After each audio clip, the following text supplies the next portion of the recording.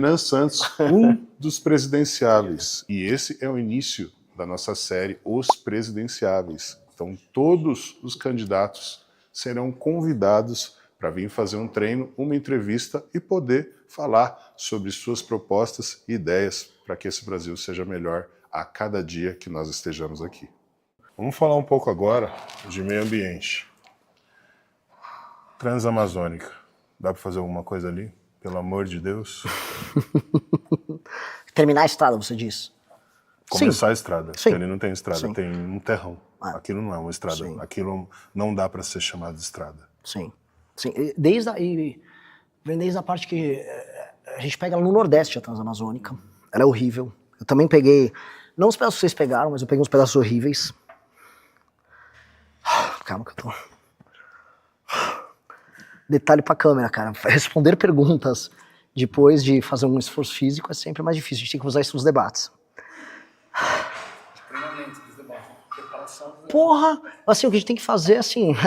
Mostrar o preparo. Faz uma série, físico, responde aí. Que quando legal. você responde ofegante, parece que você não sabe o que você tá falando. Mas é foda. Assim, basicamente, toda a área de infraestrutura na região norte, ela é interditada. A gente não consegue... Existe um monopólio muito grande ali. Você tá falando das barcas? Também. Eu já gravei sobre isso, das barcas. Você tem uma indústria... Você tem uma indústria de barqueiros ligados à Zona Franca de Manaus que querem que todo o transporte dos produtos e de pessoas seja fluvial. E, cara, dá pra ter estrada, dá pra criar pequenas cidades entrepostos ali no meio, ferrovia pra caralho. Só que você tem o lobby das barcaças, que é uma das piores coisas que existe, o lobby das ONGs, o combate, ICMBio, o Rasmussen fala muito do ICMBio, FUNAI, INCRA, quilombolas e tribos indígenas interditando, então você não consegue terminar uma obra na região norte. Então isso é assustador, um governo nosso, até falei numa reunião com embaixadores gringos, especialmente os europeus e os americanos, eu falei, suas ONGs atuam para sabotar a infraestrutura no Brasil. Em grande parte, a gente não consegue terminar uma obra como a Transamazônica por falta de dinheiro e infraestrutura, porque isso é culpa só nossa, e da outra é que você tá tudo interditado. Então, passou o licenciamento ambiental novo, as ONGs estão procurando novos meios para brecar o funcionamento das obras. Eu avisei para os embaixadores, eu vou expulsar suas ONGs do Brasil. ONG gringa, que financia, por exemplo, supostas tribos indígenas que para a construção de uma ferrovia, eu vou botar ONG para fora. Mas os tratados internacionais, eu vou botar ONG para fora, cara. Você não pode, por exemplo, que um caminhoneiro fique preso, como aconteceu agora em Santarém, indo entregar soja para Cargill, preso por 3 dias. Eu já vi 7. Do Cargill foi inclusive uns 7, 8 dias. Sem conseguir ir no banheiro, sem conseguir beber água. Não tem nada. Porque uma tribo indígena, não sei se você sabe esse caso, a tribo indígena desapareceu no século XVIII, reapareceu nos anos 90 porque um antropólogo disse que era a mesma tribo. E aí essa tribo volta, ocupa a Cargill, dizendo que não podia a Cargill usar o rio, que eles estavam fazendo uma hidrovia que conectava com ferrovia e tudo mais, porque iria afetar o funcionamento da tribo, não sei o quê. E aí você pega um caminhoneiro, fica com a vida dele destruída, o Brasil deixa de exportar bilhões por conta de uma tribo. Esta tribo é financiada por 2 ONGs e tem uma parceria política com o PSOL. Uma dessas ONGs é norueguesa. Por que diabos a Noruega tem uma ONG que financia o funcionamento de uma tribo política que quer parar obras na região amazônica? Estou falando de um caso. Se for pegar toda a região, são inúmeros casos desses. Então, nós temos que fazer uma reforma nas contas públicas do Brasil que diminua a despesa e aumente a capacidade de investimento. Juros baixos você investe mais, então o Estado consegue investir. 2, você tem que fazer valer o licenciamento ambiental, porque agora que passou o licenciamento, o relator foi inclusive o Kim. Você tem meios de ação para que uma obra consiga começar e terminar de maneira previsível, sem você ser parado com as licenças. Não, o IBAMA vai te parar, não, o ICMBio vai te parar. Não, você consegue tocar a obra e evitar a judicialização. 3, tocar a zona para fora. Aí, com base nisso, você tem que, assim, na região norte, não é até 163, tem a Transamazônica, tudo isso você vai ter que enfiar para parcerias públicos-privadas e terminar todas essas obras. É assustador. Perguntas assim que não podem faltar. Bolsa Família. Aquela família que eu visitei, lá em Melgaço, a mãe teve 8 filhos, 2 filhas estão grávidas com 15 anos. Essa mulher vai ter que ter Bolsa Família. Não tem o que fazer. Uma família no interior do Maranhão, a cidade não tem nenhuma atividade econômica. Mesma coisa, vai ter Bolsa Família.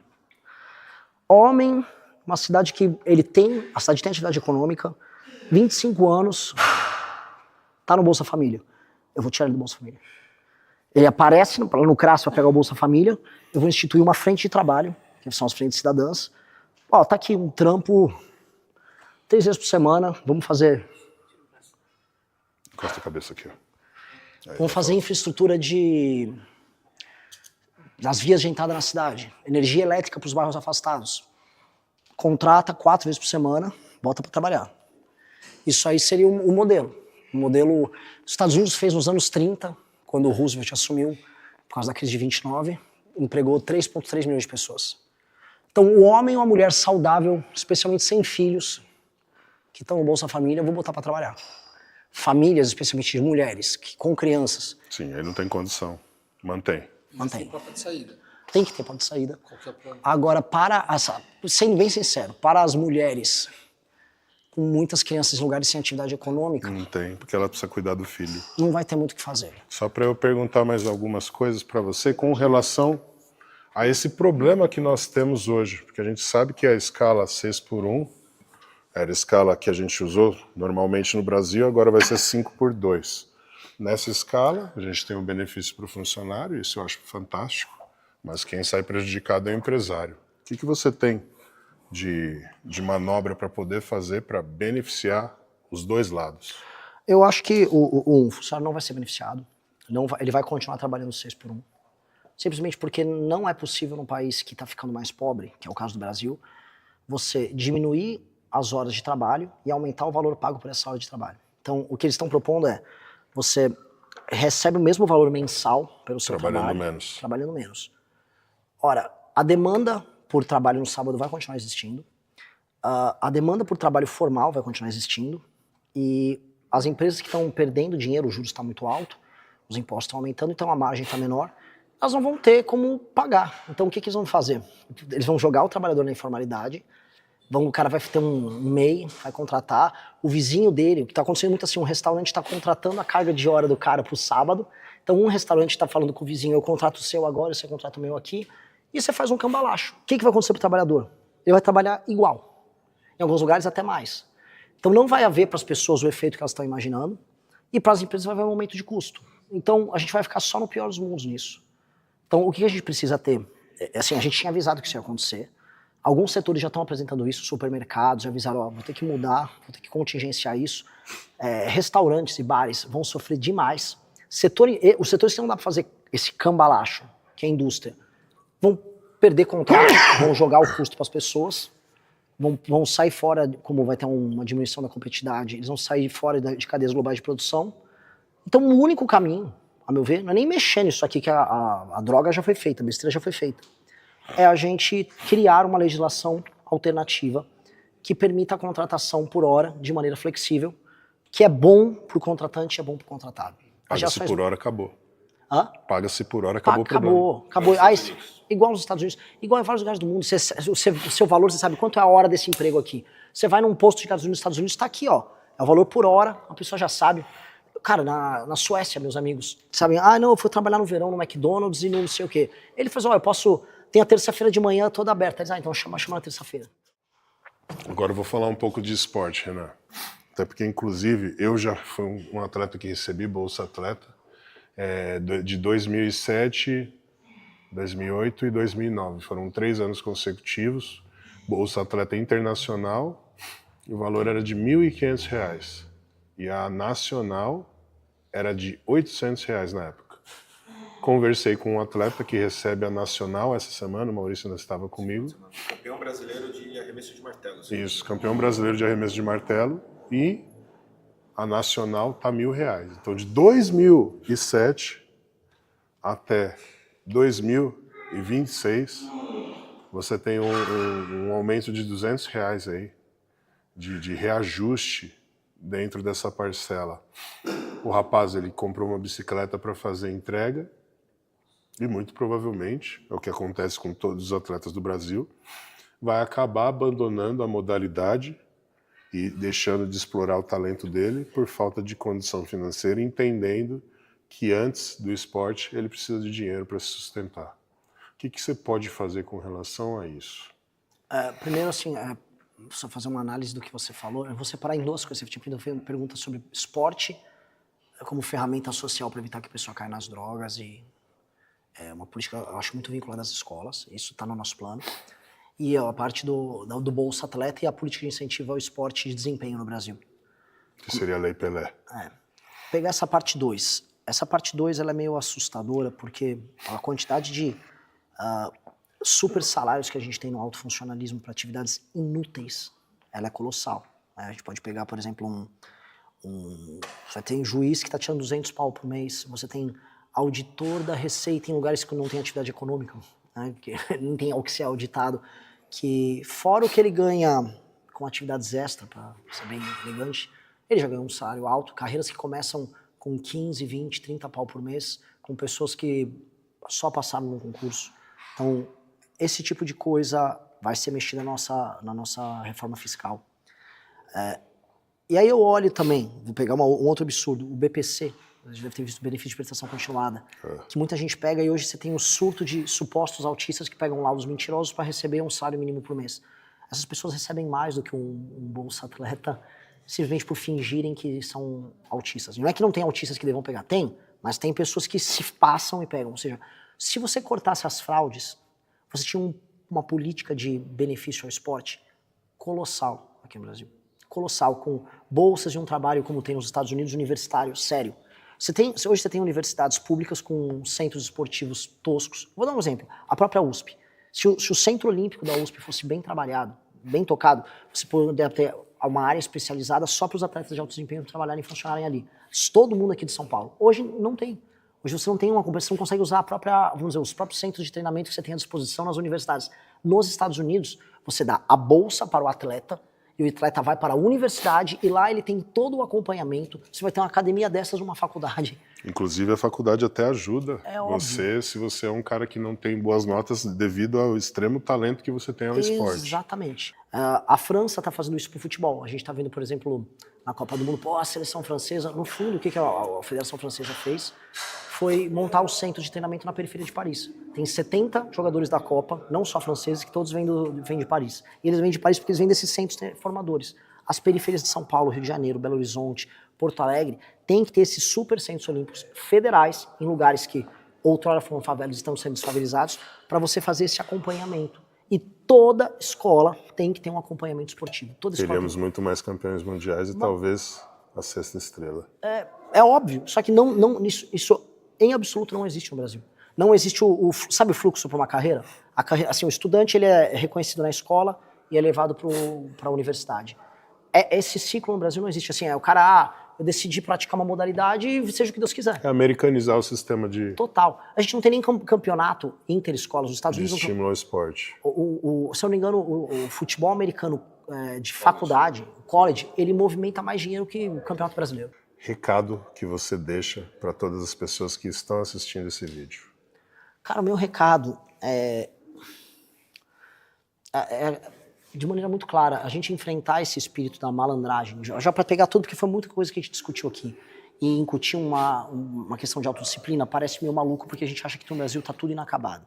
Nós somos o país da Transamazônica, como ele falou, nós somos o país do político ladrão, nós somos o país do jeitinho, nós somos o país da favelização estrutural e mental. Nós somos um país que parece que foi fadado a dar errado, e a maior parte das pessoas que estão nos assistindo acha que é isso. Só que eu queria falar duas coisas. Tem nações, nesse instante, na África, que estavam numa pior. Eu vou falar de Ruanda. Ruanda estava numa guerra civil há 30 anos atrás, em que a pessoa tinha que escolher se você cortava a mão ou se cortava o braço dela. Hoje, Ruanda, se for em Kigali, você pode botar no Google Maps, Kigali é uma cidade mais limpa e mais arrumada do que qualquer capital brasileira, porque eles tomaram as decisões certas. Se você for agora para Botsuana, a renda per capita em Botsuana, que era um lugar hiperviolento, é maior que a do Brasil. Estou falando de lugares que estavam muito piores do que a gente. Paraguai, a gente fazia piada sobre o produto paraguaio, as empresas brasileiras estão indo para o Paraguai. O Paraguai estava num país muito decente. Então eu olho para outros lugares estavam muito piores do que nós, eles fizeram lição de casa. Outros lugares na Ásia, Vietnã, todo mundo zoava a guerra do Vietnã. Vietnã era um país horrível, hiper pobre, tá bem mais industrializado do que o Brasil. Índia, todo mundo fazia piadas que o indiano cagava num buraco, lugar imundo. Ainda é bem imundo, mas já tem mais saneamento básico do que o Brasil. Então, o mundo está conseguindo corrigir isso. E a gente também consegue. Até os anos 90, ninguém no Brasil botava cinto de segurança para andar no carro. E era uma coisa muito incivilizada. Você batia 40 por hora, você tinha um trauma, você podia morrer. Hoje, todo mundo usa cinto de segurança, porque passou uma lei, a lei criou o hábito criou a cultura, hoje todo mundo usa cinto de segurança até atrás do carro. Passou uma lei uma vez no Brasil que proibiu as pessoas de fumarem dentro de espaços fechados. Ah, ninguém vai obedecer. Todo mundo obedeceu. A lei virou hábito, hoje uma pessoa se sente constrangida num lugar fechado de acender um cigarro, mesmo não tendo nenhuma lei mais proibindo uma casa sua. O que eu quero dizer é, nós conseguimos melhorar, dá pra fazer o Brasil um lugar em que você vai andar na rua e não vai ter um vagabundo com uma caixa de som enchendo o saco, atrapalhando as pessoas, dá pra você andar numa rua em que ela não vai estar pichada, dá pra você andar na rua sem ser perturbado por um ladrão, se você é mulher, dá pra você andar na rua sem um cara mexer com você, dá pra você viver num país sério. Você tem que ter pessoas sérias fazendo isso e acreditar que você vai ter autodisciplina para virar um lugar foda. E para virar um lugar foda é nas pequenas coisas, assim. Você vai conseguir desfavelizar o lugar, você vai conseguir transformar o lugar em um lugar seguro, você vai conseguir arrumar a questão política, você vai conseguir arrumar a questão de infraestrutura, se você imaginar que em todos os lugares você vai precisar de autodisciplina e ser uma pessoa séria. E você vai ter que ter pessoas no poder que vão ter uma disciplina e uma crença de que elas vão dedicar a vida deles e perder a vida delas, em não enriquecer, em saber que a vida delas é um eterno sacrifício, para que as outras pessoas se espelhem nisso e topem fazer esse sacrifício junto. Eu acho que existem algumas pessoas que estão fazendo isso no Brasil. Eu me inspiro nessas pessoas e eu gostaria de ser uma dessas pessoas também. E existem milhões de pessoas que são assim, que já estão melhorando um pouco o Brasil. Vamos dar os lugares certos, as posições certas para essas pessoas. Vamos colocar as pessoas certas, inspirando as pessoas certas, nos lugares certos, e vamos parar de olhar para vagabundo e achar que vagabundo é um caminho. Não é, e nunca pode ser. Se a gente fizer só essa troca, tira o vagabundo e traz a pessoa que te inspira, rapidamente as coisas melhoram, porque a gente não é um lugar que nasceu para ser ruim. Esse é o meu recado. Bom, galera, foi isso. Obrigado, Renan, pelo treino, pela experiência, pelas palavras. Espero que vocês tenham curtido. Esse é o primeiro episódio da série Os Presidenciáveis. E volto a repetir, todos os candidatos serão convidados a estarem aqui presentes no CT para fazer um treino comigo e colocar a sua proposta para todos vocês terem clareza no momento do seu voto. É hora da gente entender um pouco mais de política para poder trazer o voto certo no dia da eleição. Então, tamo junto e até a próxima.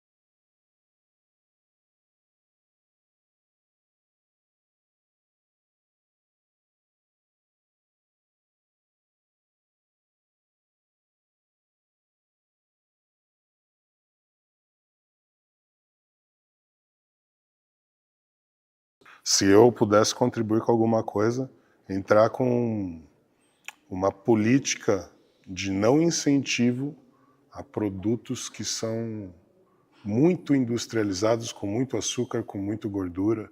Uma legislação, claro que não como a do cigarro, por exemplo, mas que mostre ali, deixe muito claro o que aquele alimento é capaz de fazer em demérito da sua saúde e também, se possível, um imposto maior em cima desse tipo de alimento. Eu tô nessa. Minha única dúvida é quais seriam os produtos que a gente conseguiria aumentar a oferta que fariam a substituição disso. E por quê? O brasileiro, ele...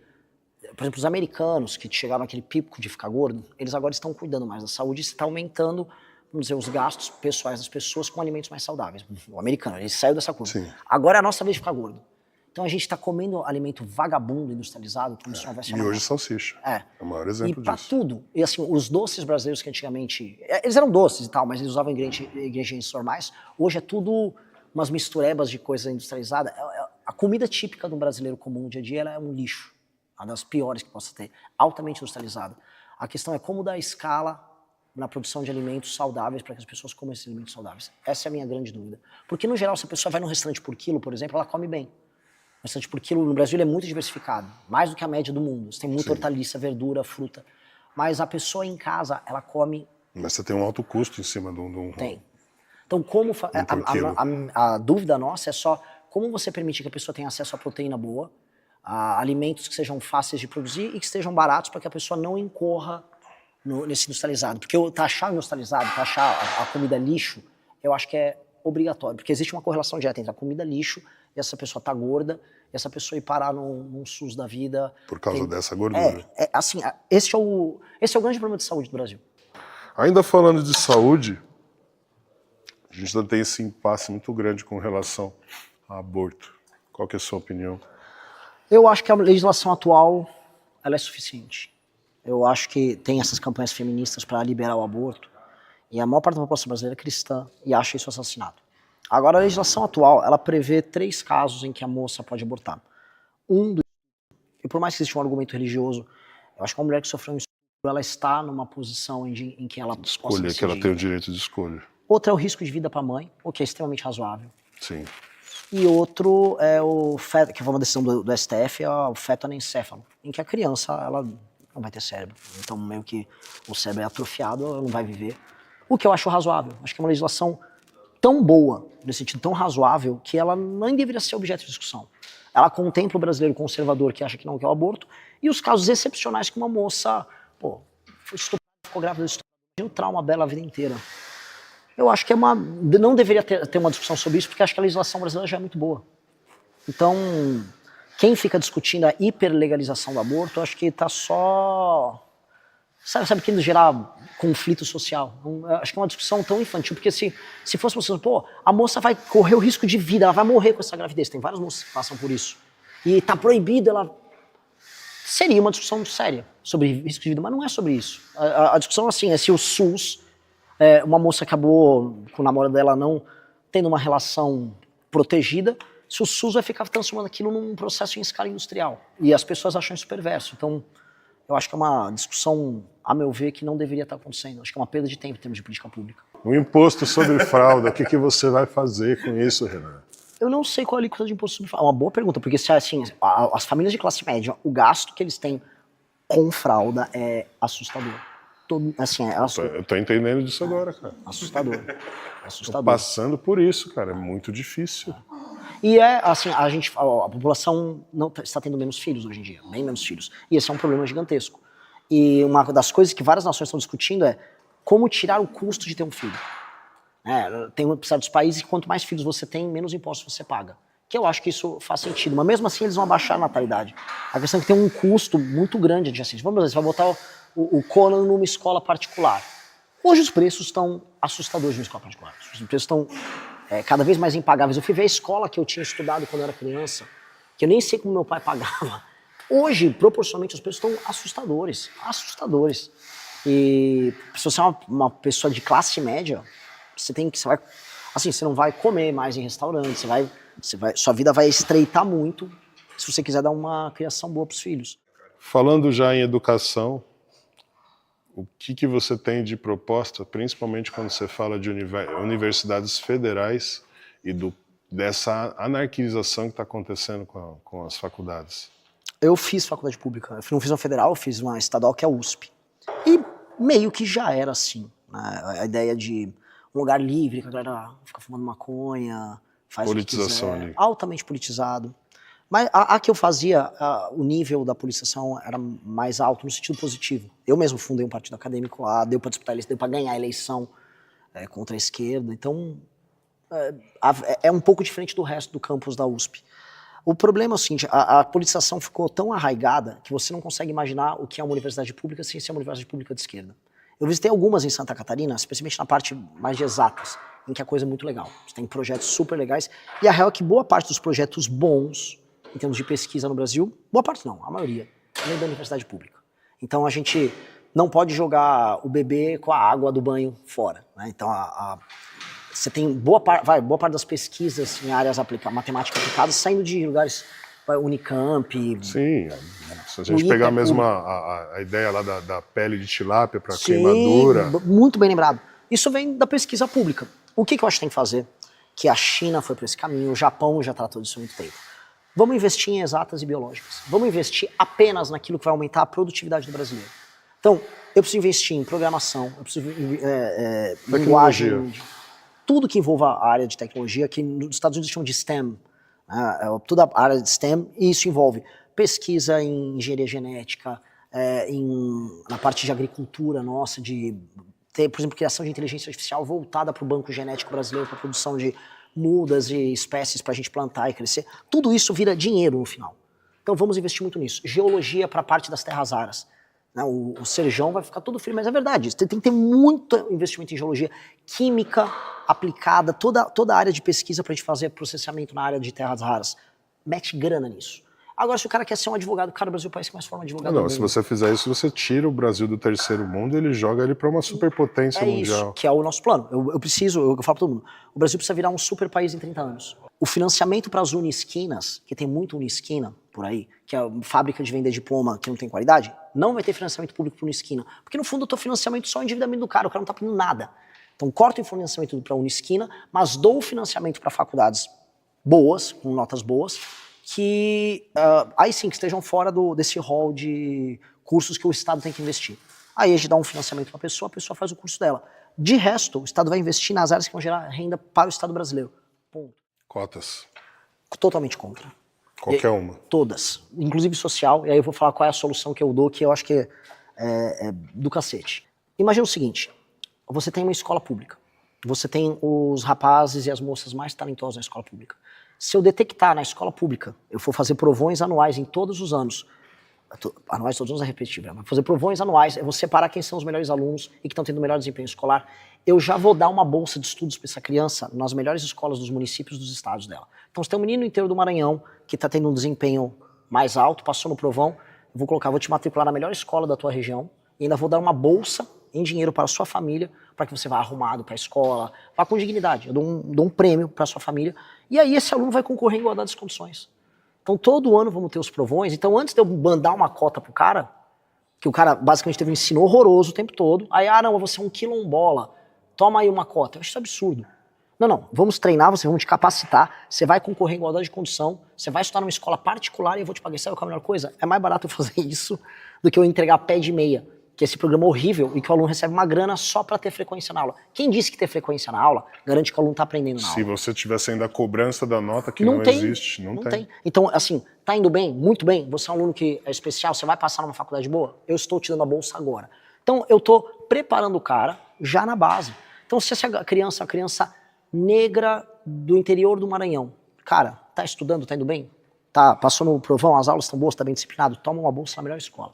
Desde cedo você vai mudar a sua perspectiva, a sua visão de mundo, você vai ver que você tem outros horizontes e você vai estudar e o Estado está investindo em você. A melhor forma de resolver as cotas é fazer o investimento na base. E coloca todo mundo na mesma prateleira. Exato.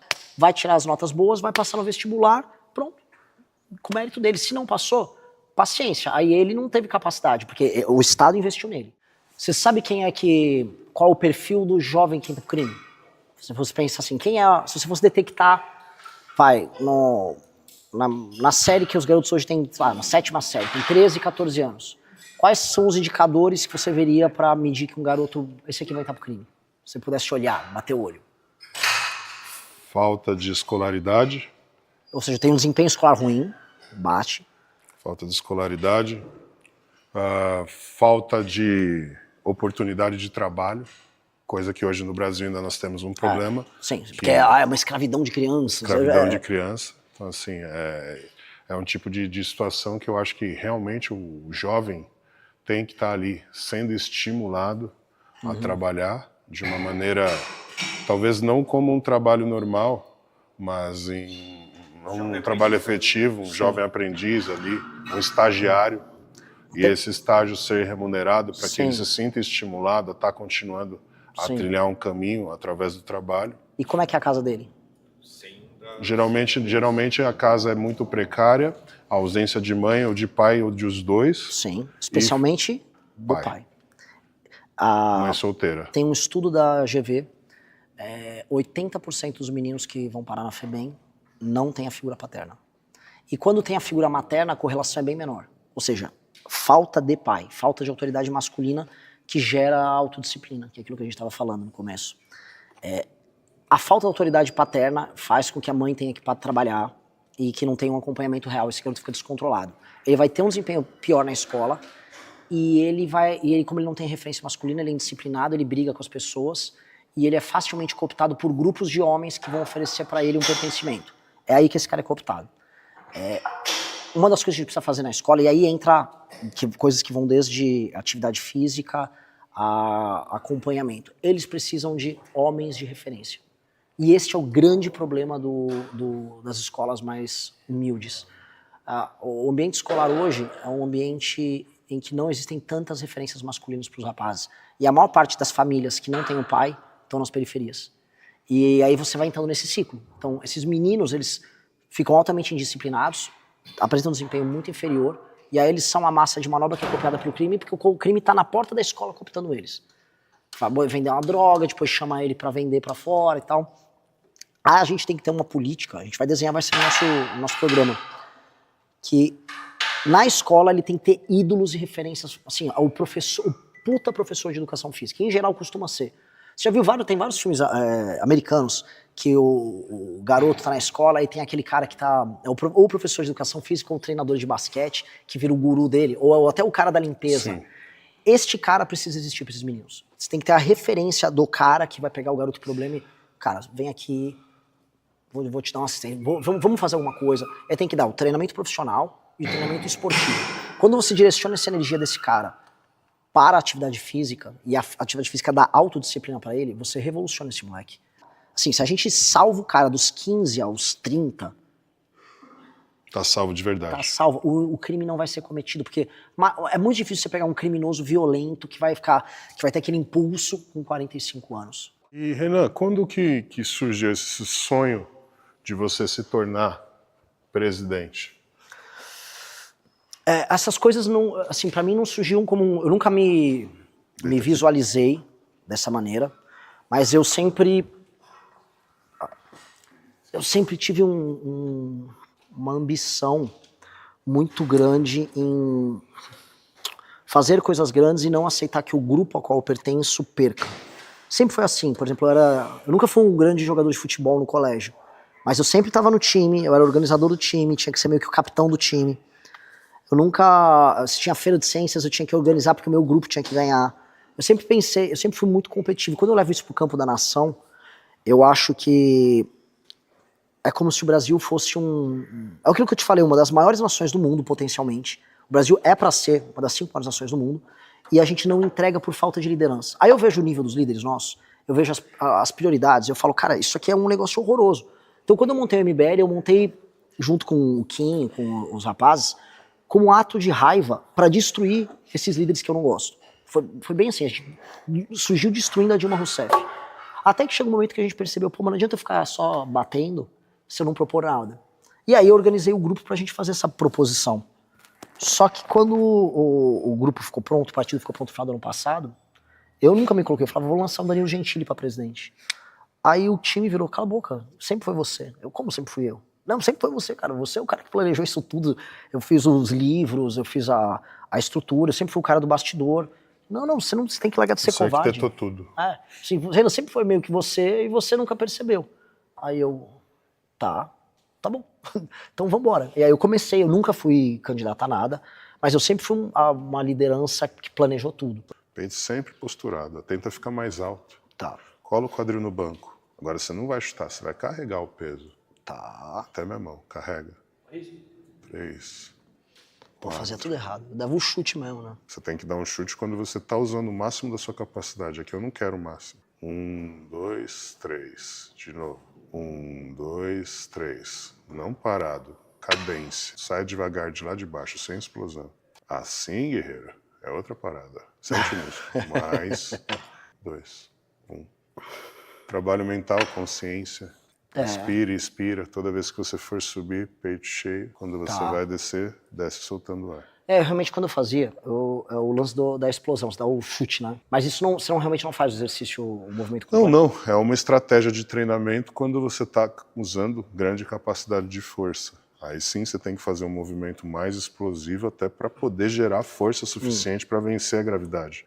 Né? Nesse caso, estou buscando um aquecimento motor. Então a ideia é realmente trazer um nível de contração maior, lubrificar suas articulações, para que você esteja preparado para fazer as séries mais pesadas na sequência. Vamos lá, volta lá Estava pra no aquele... 33, agora põe 40. Só um tijolinho a mais. Aqui tá bom. Vamos lá, cadenciado, 12 movimentos. Vamos lá. Pode ser um pouquinho mais rápido, não tão lento. Aí você já está muito devagar. Um pouquinho mais, pode ir. um pouquinho mais. Assim. Aí melhorou. Agora sim. Peito aberto. 5. 6. 10. Mais 2. Mais 2. 11. Mais uma.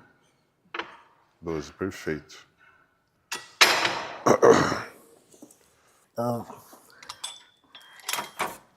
Caralho, 47. Estamos... Você estava no 33, fomos pro 40, agora é 47. A gente progride. Carga. 12? 12, se possível. Se não for possível, 10. Então vamos que vamos. Não acelera, tá igual. Todos iguais. 7. Bem, 1, mais 1, calma. 2. Ótimo. Aí a gente já começou a chegar no padrão que eu queria. Entendeu? Agora continua. Acabando com as facções. E aí tem outras coisas. Eles têm que mexer muito na... Depois que você fizer essa série, você vai falar as eu vou outras perder coisas. o fôlego, não vou conseguir falar. Mas vamos lá. É foda. Mas você vai falar assim, a gente vai devagarzinho. Aqui eu já não aumento mais o peso. Você vai fazer a mesma carga. Que é uma coisa boa que repetições. podia usar para os debates. Faz uma série de perna todos eles e tem que responder a pergunta. 9, 10, 11, deu. Espera para sair. Respira, recupera. Aí você vai levantando. Não acelera, eu sei. E você já tem um perfil acelerado, né? Então aqui o legal é que eu forço o seu autocontrole. Para poder dedicar esse nível de energia para onde eu preciso. Você vai dormir, você vai ficar com essa vozinha do Gil. Devagar. Controle esse controle. É gigante aqui, né? Uma massa de carne. Esse controle. 2. Lembra da respiração. 3. 4. 5. 10. 11. E 12. Muito bem. Põe o pé aí. Vamos sentar um pouco mais para frente. Deixa eu ajeitar seu banco aqui. Muito bem. Empurra com o seu braço. Pra você aumentar aqui. Você precisa aprender a ficar assim, tá? Muito computador. Eu tenho problemas de postura mesmo. Muito computador. Então estou tratando ele como se fosse o primeiro dia, né? Então um cara que gosta de treinar, mas que não tem frequência. Poucos exercícios, não são cargas grandes, são cargas mais moderadas. Tudo dentro do que tem a capacidade para ele gerar hoje um treino, é isso. Conforme o tempo for passando, e se ele conseguir manter frequência, a gente vai começando a progredir isso, incrementando uma série a mais. Posturado, sempre posturado. Alongado isso daqui, ó, não encurtado. 7. 10, mais 2. 1, mais 1. 2, Boa. Arrasta a minha mão embaixo. 9. 10, mais 2. 1.